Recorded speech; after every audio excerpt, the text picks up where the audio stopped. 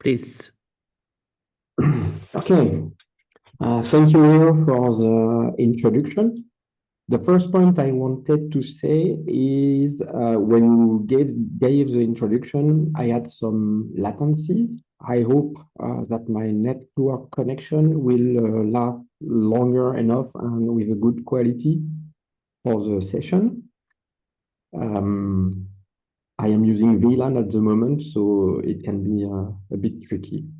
And the other point is I am not an expert in deep learning. I worked on the topic as a user since 2018, but I'm still learning a lot. So I will give you some introduction about what I understand from deep learning, and then some example of the work I have been doing. So let's start.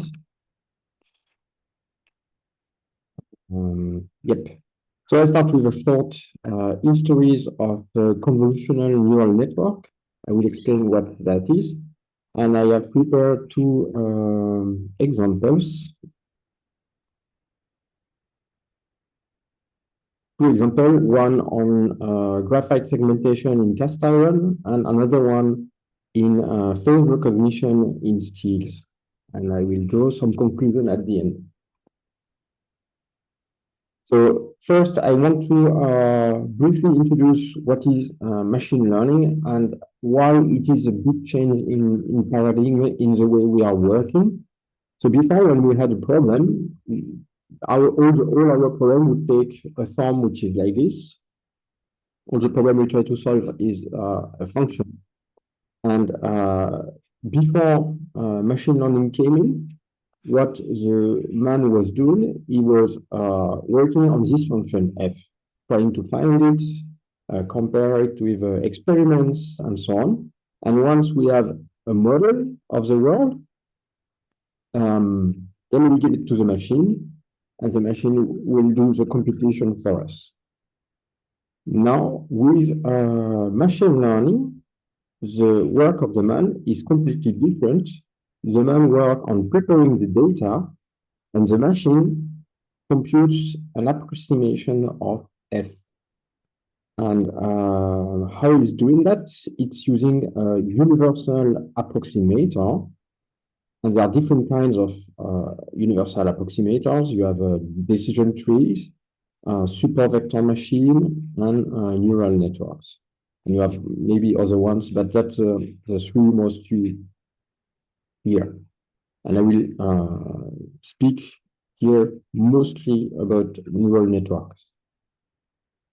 So about the convolutional neural network,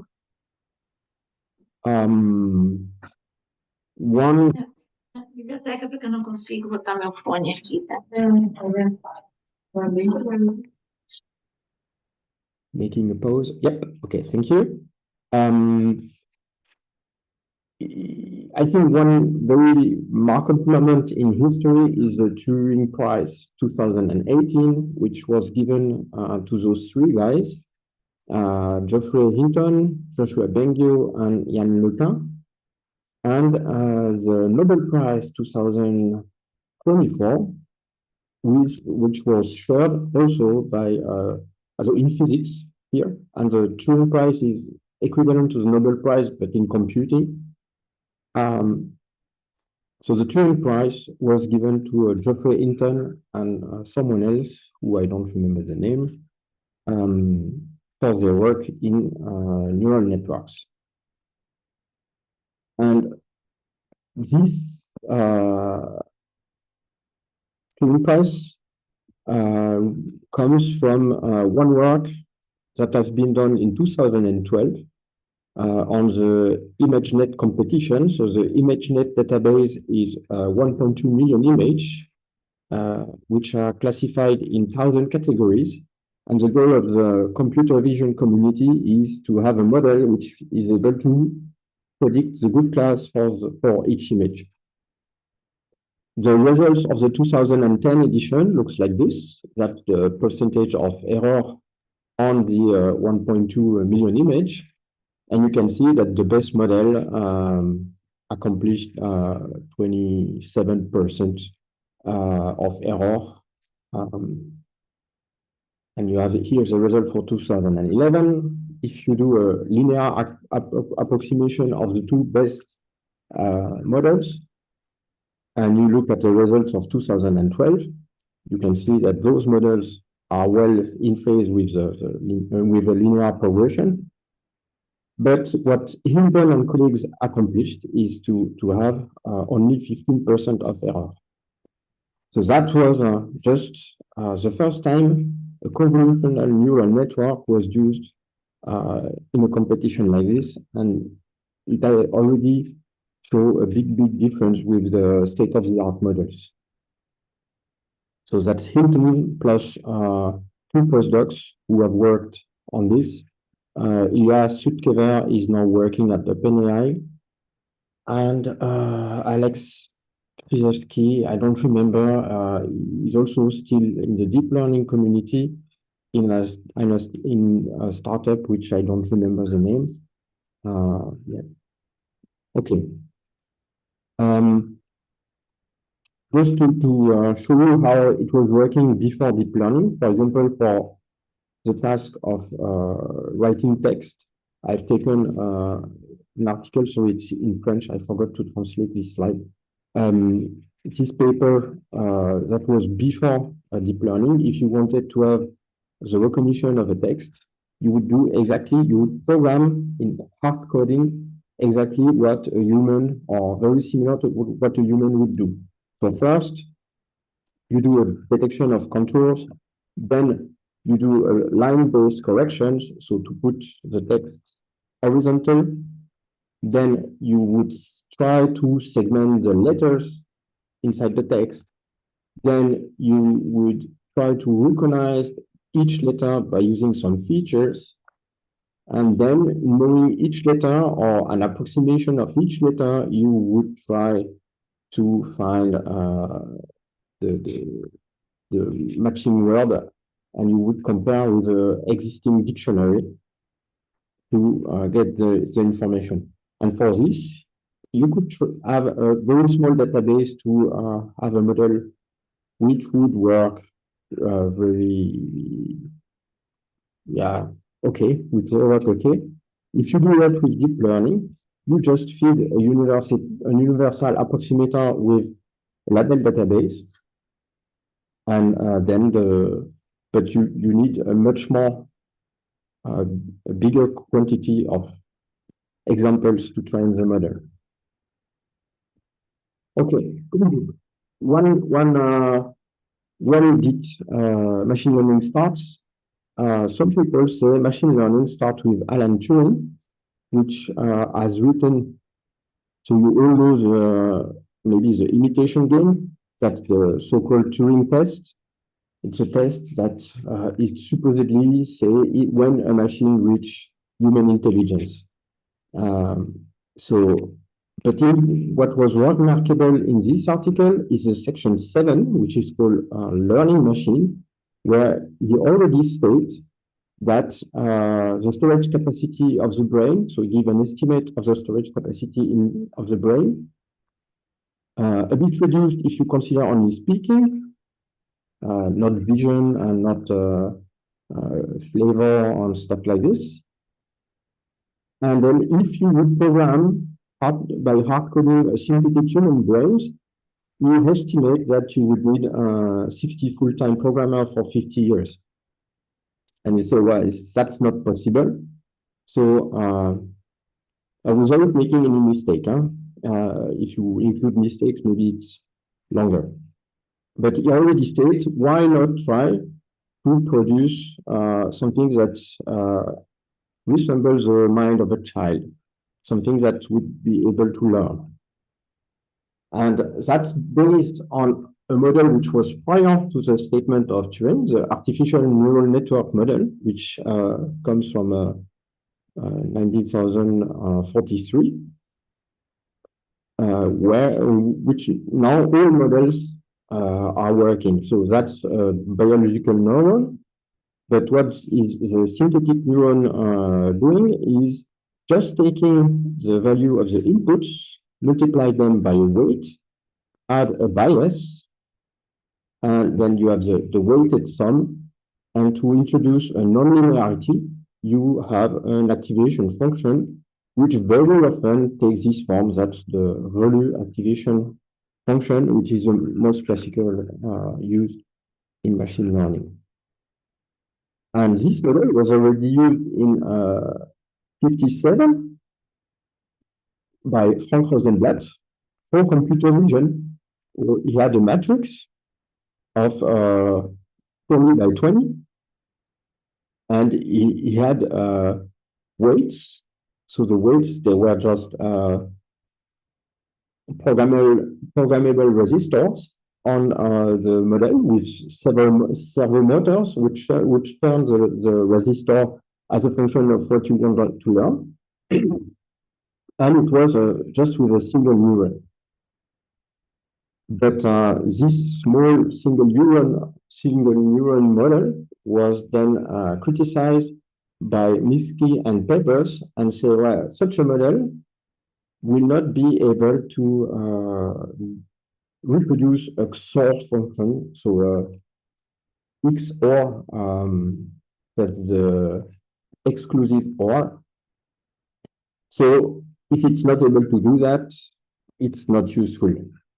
But they forgot that you can introduce some depth in the model, and that's where we start to talk about deep learning, is when we stack the neuron not only in parallel, which we call the width of the model, but also in depth, like this. And then we can introduce nonlinearities, and just with two stacks, two layers of neurons, you can solve the XOR problem. Now we come to Hinton. What Hinton has done in this framework, he has introduced the learning process, which is called backpropagation. Where is it? Okay. So you would do, first you would calculate an error on your model. So what your model is predicting, and you compare with what it's supposed to do. And what Hinton has said, he said, well, you can just update the parameter of the model by correcting each weight by a small amount, which is proportional to the derivative of the error relative to the parameter that we want to correct. So let's look at this in 1D. You have here the weight, one of the parameters of the model. You have here the error. We want to reach the minimal error. And doing this step by step with, for example, a small learning rate, you will reach a minimum. So it can be a local minimum sometimes, or with a higher learning rate, maybe you will go faster, or maybe you will never reach the minimum and oscillate around the minimum. But that's how the model, the learning process is working. So now if we look at what is happening in a neural network as you stack the different layers, it is equivalent to have combined functions. So after the first layer, maybe you have, which can be represented by a f function, you have f of x, but then going through the second layer, you will have j of f of x, etc. You have always the output of the last layer, which is processed by a new function. How we would differentiate this to get the error through the network? So that's the beauty of math. I don't see my slide because I have my picture, which is so now that's the beauty of math. What we want is to differentiate the error, and we can use this rule to use what we call the chain rule. If you apply it to f, g, and h, it gives you something like this. And if you then compute the derivative of the rule function, so the mathematician would say maybe, well, it's discontinuous here, we cannot differentiate. Yeah, well, we can differentiate. We just assume a value here, either 0 or 1, and that's good enough. If your function is the linear function, the weighting function, you can then differentiate against x, and it gives you the weight w, or you differentiate against w and you have x. Pretty straightforward. So that's quite easy to differentiate. You just combine the different derivatives as you backpropagate the error through your network. And then you can have the derivative of the error relative to all the parameters of the model for every layer. So you know exactly which weight should be turned in which direction to adjust the performance of the model. Now, if we want to apply this to an image, so that's an image, then we will have as input neurons almost 200,000 input neurons, because this image has a size 256 by 256 and it has 3 colored channels. So the number of parameters that you have per layer, or when you connect 2 layers together. Yes. So for example, here we have 4 layers connected to 4 neurons connected to 4 other neurons. It gives us 16 parameters. So you can see that the number of parameters is proportional to the width square. So now with this image, the width square would give us 40 billion parameters per layer. And if we have a full HD image, then it would be even more. So the idea of Lionel Germain is, so why not use the same operation to cover the full image? That's the principle of convolution. So you just, instead of having weights for every pixel of the image, you just have to wait for a kernel. Very often we just take a 3 by 3 kernel, and those kernels, you put them in the neural network with 9 different weights, and you can have a bias also. It would be 10 parameters per layer. And then you just move your kernel and repeat the operation until you have covered the full image. It would give you something like this and something like that. But how would the model be able to look at the entire image if the perceptive field is just a kernel of 3 by 3? Well, as we go deeper into the model, we also both reduce the size of the image, and thereby we increase the perceptive field by using an operation which is called max pooling. Max pooling, you take a kernel. Here I've taken a 2 by 2. You run the pixel in order of magnitude, and you just keep the biggest pixels. And then you move your filter and you repeat this operation. When you have done that, that would be the result after a max pooling layer. And then a conventional neural network is just a stack of convolutions with an activation function and max pooling. And in the end, because you want to classify this image as a cat, a dog, etc., you have a fully connected zone here in this case, which end up with a vector of thousands. That's just the number of category you want to classify this image in. So this one would be in category cat. What is interesting, the power of the convolutional part is here in this very classical VGG16 architecture. You have for the convolutional part 15 million parameters, and just for the 3 stacking fully connected part, you have almost 10 times more parameters. And the last contribution that gives us all the performance that we have now today in the models available on the market is the use of GPU, which accelerates the learning process. Now, for these models, we need to get a lot of data.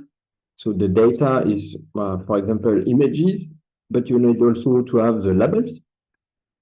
And how would you do that to get the 1.2 million images with the labels? So either you use people that are not well paid, or you use people that would do that for free for you. That's one way of having the data. Now, another way to have some data, so sorry, I forgot to say that, that's in the so-called supervised learning scheme, where we have to have the prior knowledge of the label. You can do machine learning without the prior knowledge of the label, or with the prior knowledge of the label, in the case where you already know the output. So you want to have a nice image as an output, that would be this one, and you have a database full of nice images. And then you can, with a very simple function, put it in gray, for example, and then ask, okay, if this image is my output, my input, I have a gray image, yeah, put the color on it. So going from color to black is easy, to black and white is easy. Going from black and white to color is much more difficult. So you can, if you know the easiest inverse function of what you try to do, you just have to apply this inverse function to all the database and then train a model to do the hard direct function. And if you do that, as a bonus, if you use an architecture which reduces the width as the model is going down, you can have a latent space which is informative and can be used for generation. For example, this is an example of a latent space in 2 dimensions. So the size here of this latent space is just a vector with 2 components, and for the recognition of numbers.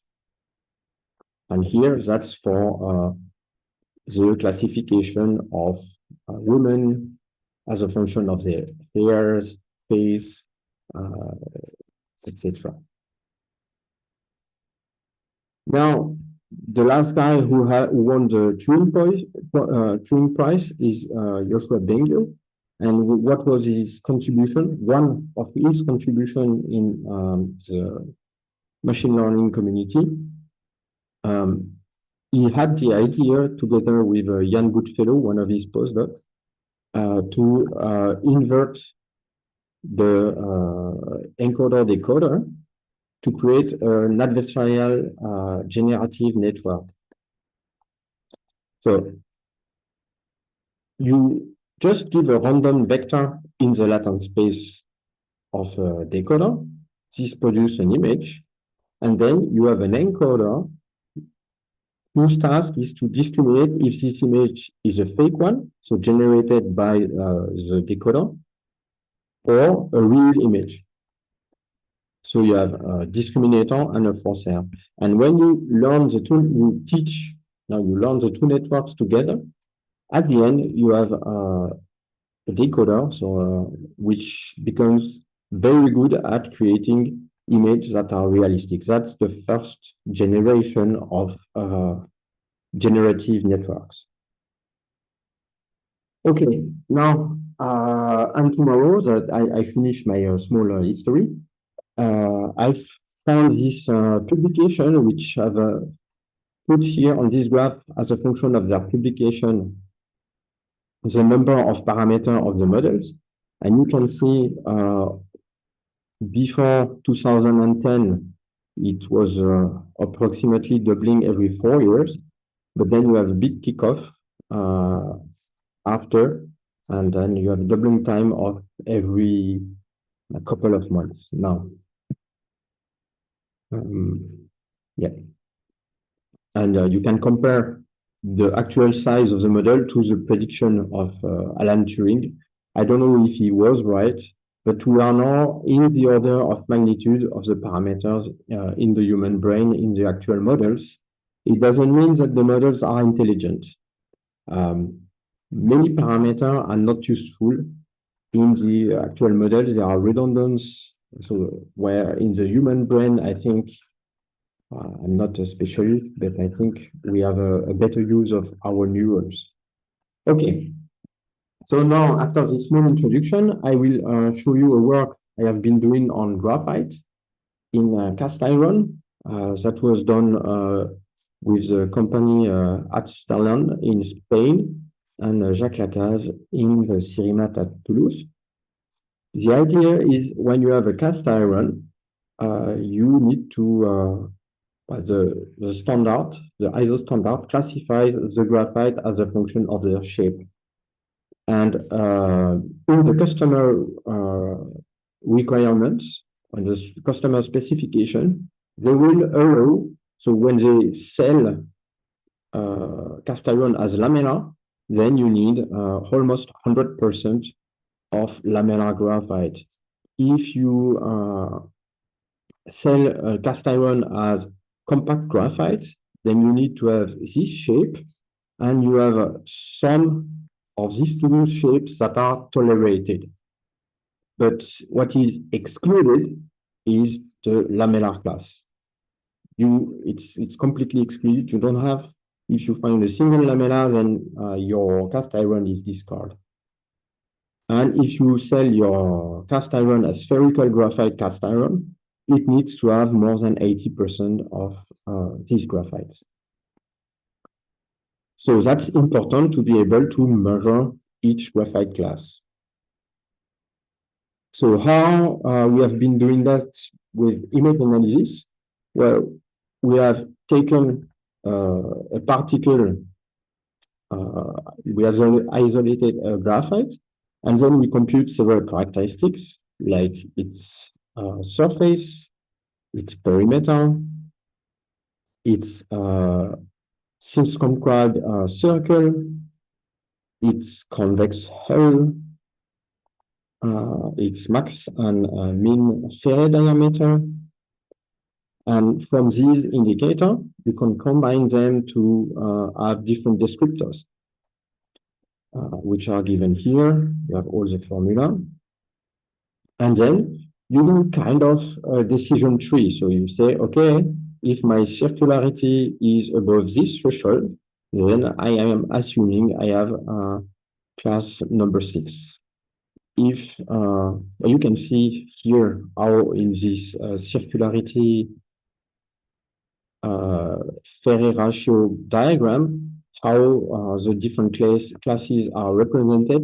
Also, you can see some lamella inside the compact class, which is not good. So it's not perfect by any means. And the points that you see this are actually taken directly from the norm. You can even recognize on the norm ISO this lamellar shape here. That's exactly what you find here. What was excluded is the one touching the border. So if you apply this algorithm to an optical micrograph, you will have these results. But if you take this same micrograph and you degrade a little bit the threshold that you use for segmentation, you have this result. And you can see already that it changed the nature of some particles. So this is not very reproducible when the expected target is more like this one. So here, that's a manual labeling done by Jacques Lacaze. So, for example, this is identified as lamellar when it is compact. This means that if you have this type of error, you would discard the cast iron for the presence of lamella, and maybe it was just a misidentified compact. So it will have a cost for the company. So what we have used is we have used a convolutional neural network, which is called here exception. That's a state-of-the-art model, many layers. We have the prediction here. We have 2 million parameters in this model. You have the target there, and we use the difference to train the model. Our database was like this. We didn't have many images. I think it was 19 with different sizes. And to increase the number of images, we've taken each micrograph and we cropped it in many sub-images, but we also rotate and crop. So by having all these sub-images, we had a larger data set. We have done, I think, 4 or 5 random rotations for each image, and then we could multiply by 4 or 5 the number of data points that we had. So this process, is called data augmentation. And that's the results we have obtained. So that's the results given by the classical image analysis. And what you can see is the largest error. Only the only thing that Jack Lacaze corrected in the labeling. So he has started with automated image analysis, and then he looked at each result and said, okay, this was misclassified manually. And he only correct misindexation, which was really critical.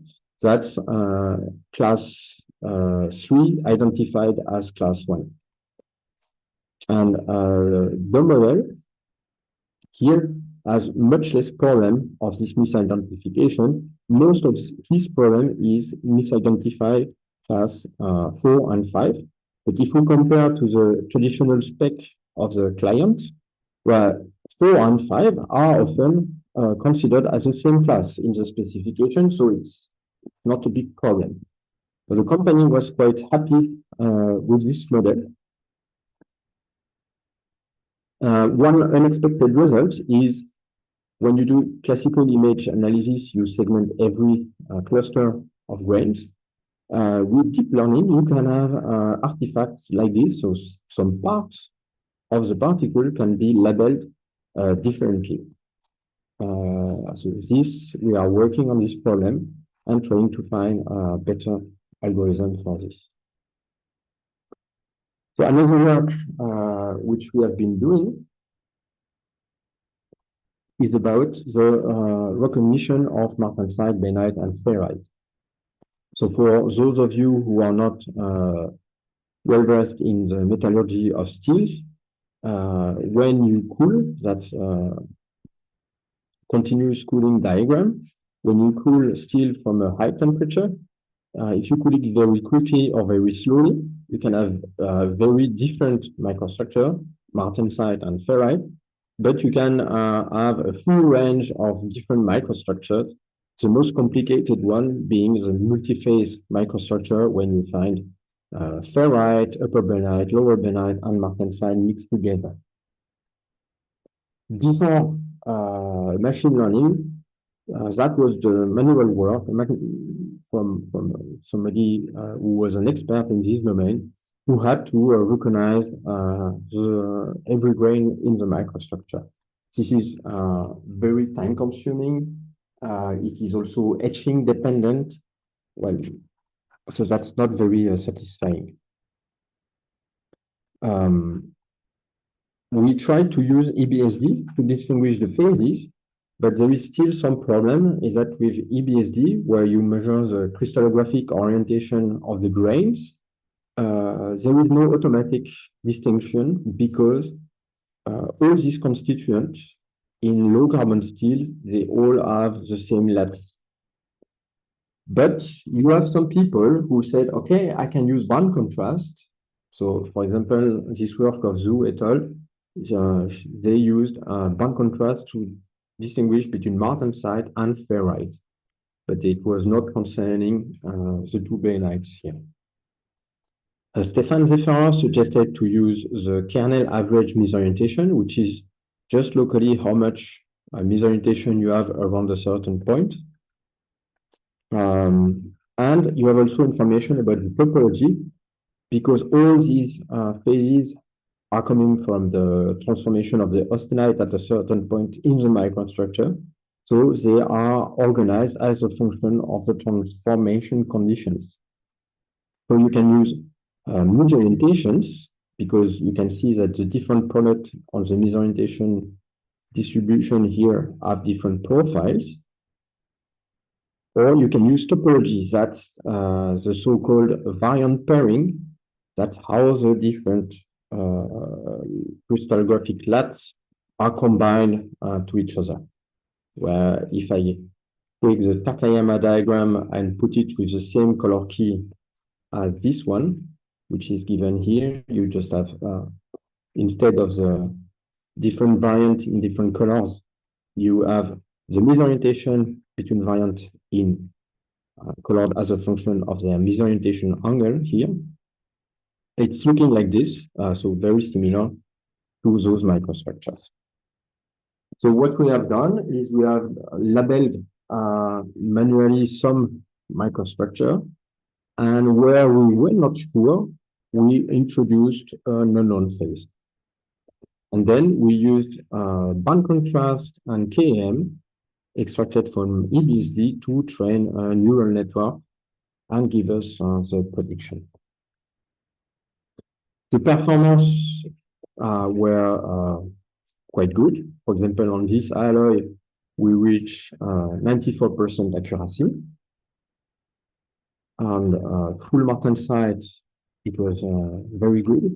But that's the most difficult case where we had only 87% accuracy. But still, we were 100% sure of our labeling. So I don't know if the model was doing a better job than the human. It's still to be discussed. The most complicated case in these examples was the distinction between ferrite and upper bainites. That was the most conclusions.